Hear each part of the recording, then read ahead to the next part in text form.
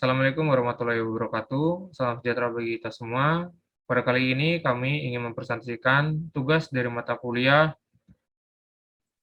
Teknologi Pengolahan Limbah Industri pada limbah B3 pada industri roti. Adapun kami dari kelompok 7 yang beranggotakan David Vincent, saya sendiri, Nelly Herlinawati, Satria Bagus Permadi, dan Renata.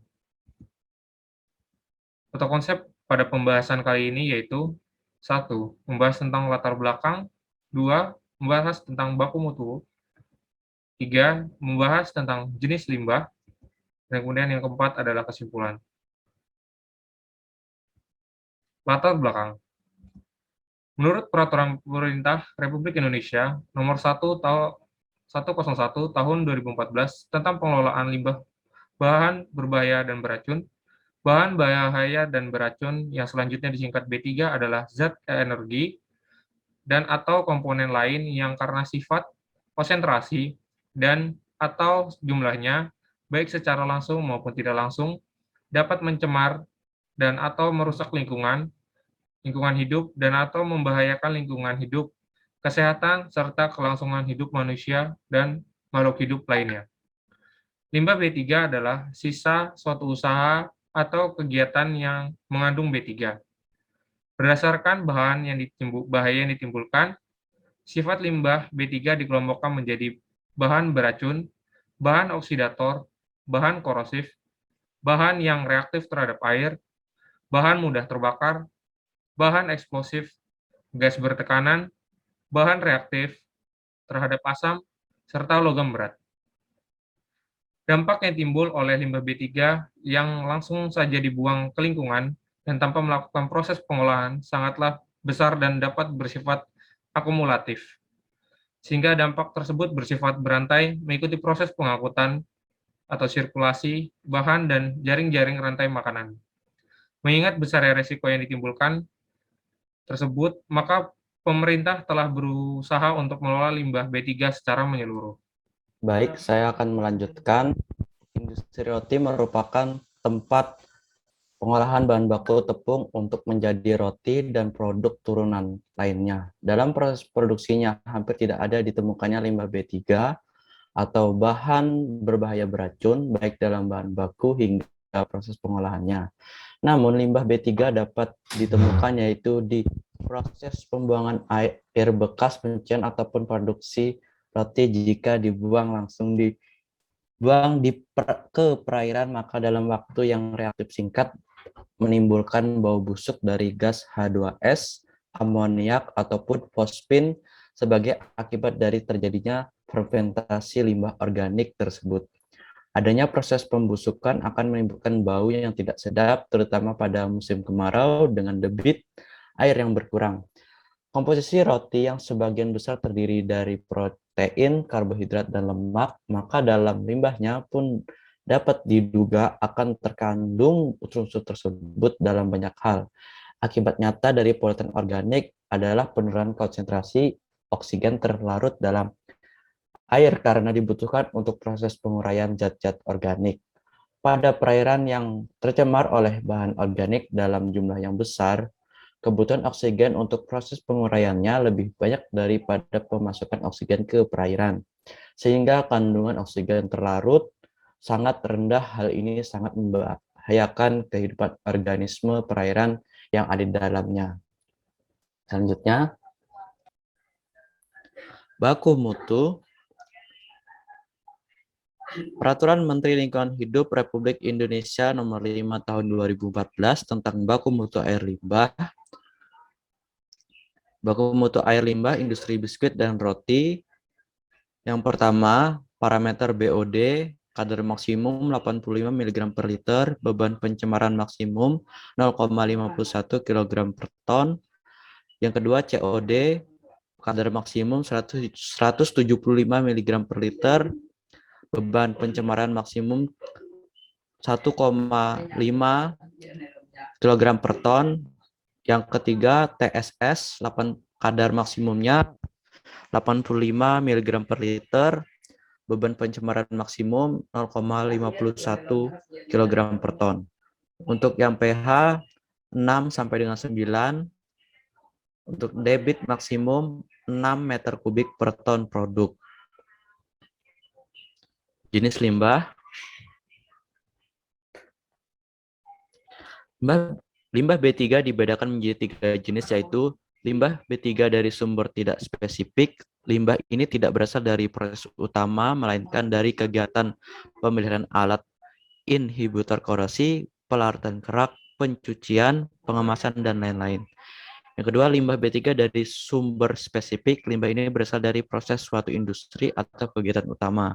Yang ketiga, limbah B3 dari sumber lain. Limbah ini berasal dari sumber yang tidak diduga, misalnya produk kadaluarsa, sisa kemasan, tumpahan, dan buangan produk yang tidak memenuhi spesifikasi. Pembahasan.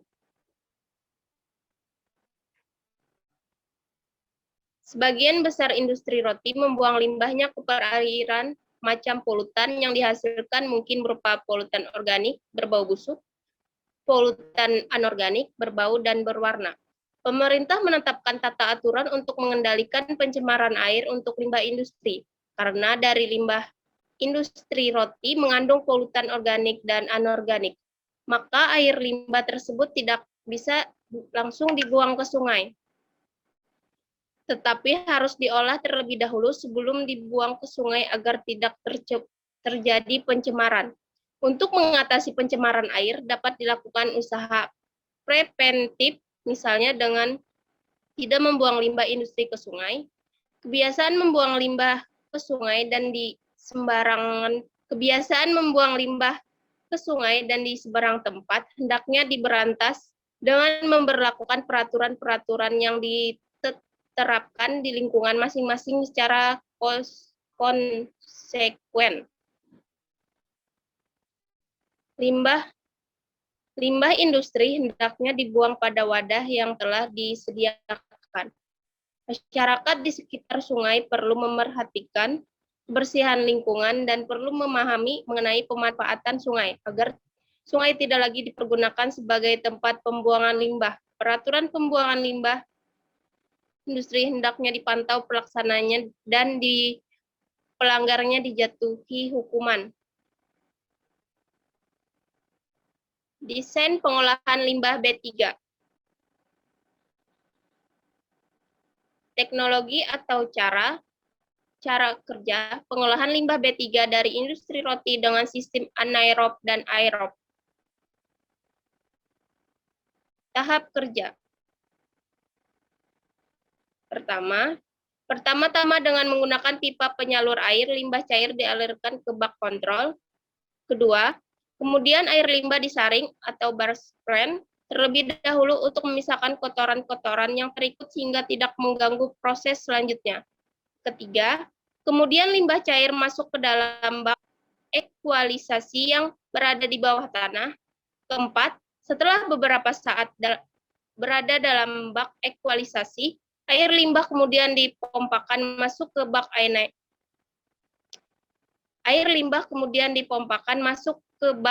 anaerob. Di sini air limbah sudah memasuki tahap pengolahan anaerob dalam waktu 14 hari. Unit pengolahan anaerob ini dinamakan anaerobic Bevel Methane Fermentation Tank atau ABMPT. Kelima, pada prinsipnya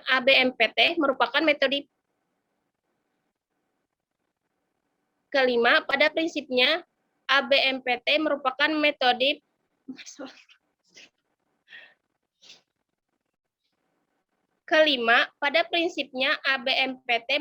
metode penguraian materi organik yang terkandung dalam air limbah secara anaerobik yang berlangsung di dalam bak tertutup. Di dalam unit ini terdapat bevel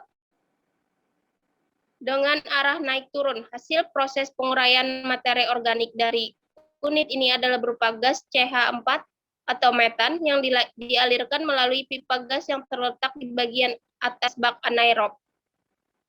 Selanjutnya, keenam, setelah melalui proses anaerobik, kemudian air limbah masuk ke bak pengendap settling tank dengan waktu tinggal 1,68 jam. Sebagian partikel kasar akan mengendap di dalam bak, sedangkan partikel yang halus terikut bersama dengan air. Apabila jumlah lumpur pada unit ini terlalu banyak, maka dilakukan pengembalian lumpur ke dalam unit AMBVT melalui saluran resirkulasi lumpur. Ketujuh, tahap selanjutnya, air limbah yang sudah melalui proses anaerobik dan bak pengendap kemudian masuk ke unit kolam aerasi. Di sini air limbah memasuki tahap pengolahan aerobik, yaitu dialirkan menuju kolam aerasi dengan waktu selama 8,2 jam.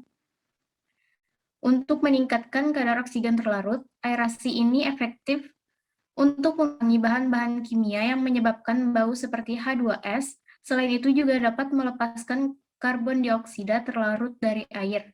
Kedelapan, proses selanjutnya, air limbah masuk ke bak sedimentasi. Bak sedimentasi dengan waktu tinggal 3,5 jam.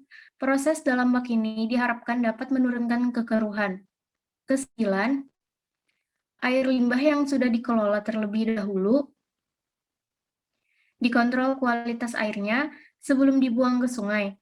Pada kolom kontrol terdapat ikan air tawar, yaitu ikan lele, Claris sp, dan eceng gondok. Apabila ikan yang berada di dalam kolom kontrol dapat bertahan hidup, berarti air limbah cukup baik bagi dan dapat dibuang ke lingkungan. Keunggulan desain yang ditawarkan dibandingkan dengan teknologi pengelolaan limbah yang telah umum digunakan pada industri roti. Keunggulan desain sistem anaerobik dibandingkan dengan teknologi pengelolaan limbah yang telah umum digunakan pada industri roti adalah: 1. Jaringan perpipaan penyalur air limbah yang digunakan adalah pipa PVC yang sebagian tertanam dan ekspos menyesuaikan elevasi untuk mempertahankan air limbah mengalir secara gravitasi. 2.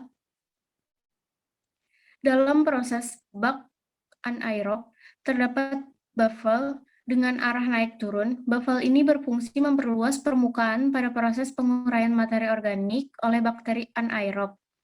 Hasil proses penguraian materi organik dari unit ini adalah berupa gas CH4 atau metan yang dialirkan melalui pipa gas yang terletak di bagian atas bak anaerob. 3. Limbah cair dalam kolam aerasi berfungsi untuk meningkatkan kadar oksigen terlarut. Aerator yang bekerja pada kolam akan memberikan udara. Semakin banyak kontak oksigen dengan air, maka semakin banyak air limbah akan menyerap oksigen. Aerasi ini efektif untuk mengurangi bahan-bahan kimia yang menyebabkan bau seperti H2S. Selain itu juga dapat melepaskan karbon dioksida terlarut dari air. Yang keempat, tahap terakhir ada uji kualitas air sebelum dibuang ke sungai atau lingkungan. Pada kolom kontrol diberi ikan air tawar seperti ikan lele dan eceng gondok. Namun apabila ikan atau eceng gondok mati, berarti proses yang berlangsung di IPAL ada yang kurang sempurna. Proses ini yang akan menjadi patokan apakah air sudah benar-benar bersih dari limbah. Baik, sekian presentasi dari kelompok kami untuk memenuhi tugas mata kuliah teknologi pengolahan limbah industri pada teknologi pengolahan limbah industri B3 pada industri roti.